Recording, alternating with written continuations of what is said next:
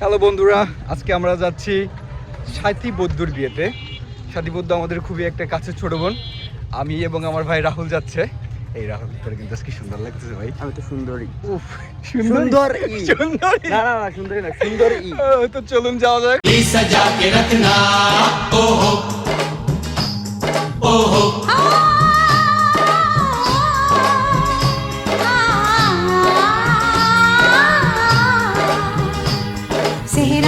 বিয়ে করবো, তোমার কি ফিলিংস? নতুন নতুন সাথী তোমার কি হয়? হাতি তোমার কি হয়?